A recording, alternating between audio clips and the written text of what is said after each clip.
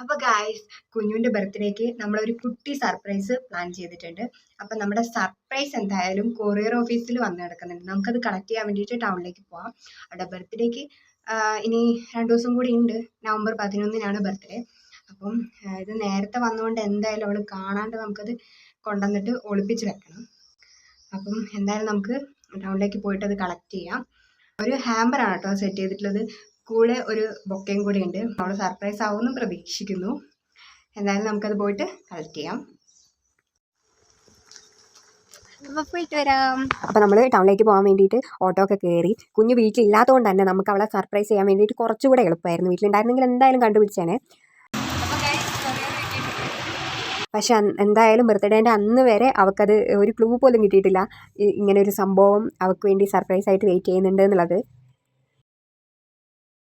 ആണ് അവളുടെ ബർത്ത്ഡേ. അപ്പം നമ്മൾ കേക്ക് വാങ്ങാൻ വേണ്ടി വെയിറ്റ് ചെയ്യാണ് കേട്ടോ. കറക്റ്റ് 12 മണി ആയപ്പോൾ തന്നെ അവൾക്ക് സർപ്രൈസ് കൊടുത്തിട്ടുണ്ടായിരുന്നു.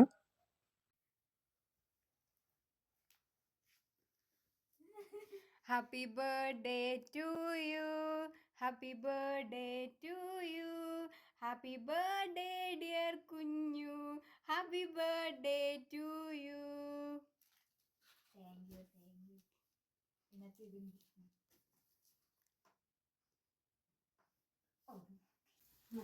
Happy birthday. ഇത് എൻ്റെ ചേട്ടാൻ്റെ എല്ലാവരെയും ഗിഫ്റ്റാണ്. എല്ലാവരെയും കൂടെ ഉള്ള gift.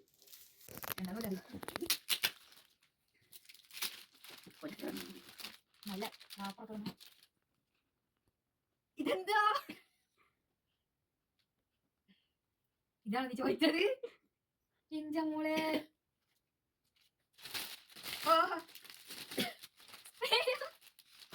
Thank you so much. ഇതെന്താ? ലിപ്സ്റ്റിക്കാ?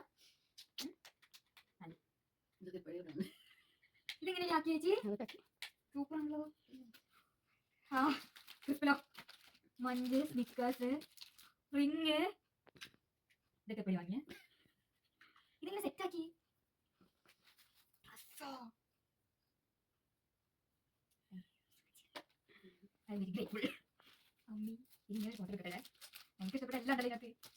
അവളുടെ ഫ്രണ്ട്സിൻ്റെ വക വേറൊരു വലിയ സർപ്രൈസും കൂടി ഉണ്ടായിരുന്നു. അപ്പോൾ ഇത്തവണത്തെ ബർത്ത്ഡേ എന്തായാലും അവൾക്ക് ഏറ്റവും സ്പെഷ്യൽ ആയിട്ടുള്ളത് തന്നെയായിരിക്കും. കാരണം അവൾ ഒട്ടും പ്രതീക്ഷിക്കാത്ത സർപ്രൈസുകളായിരുന്നു എല്ലാം. കേക്ക് കട്ടിംഗ് ഒക്കെ കഴിഞ്ഞതിന് ശേഷം നമ്മൾ 916-ൽ പോയി ഫുഡൊക്കെ കഴിച്ചു.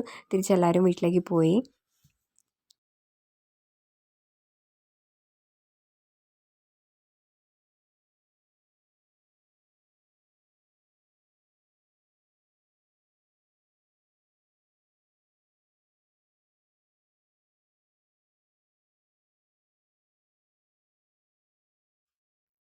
അപ്പോൾ ഇന്നത്തെ വീഡിയോ ഇത്രയേ ഉള്ളൂ. ബൈ.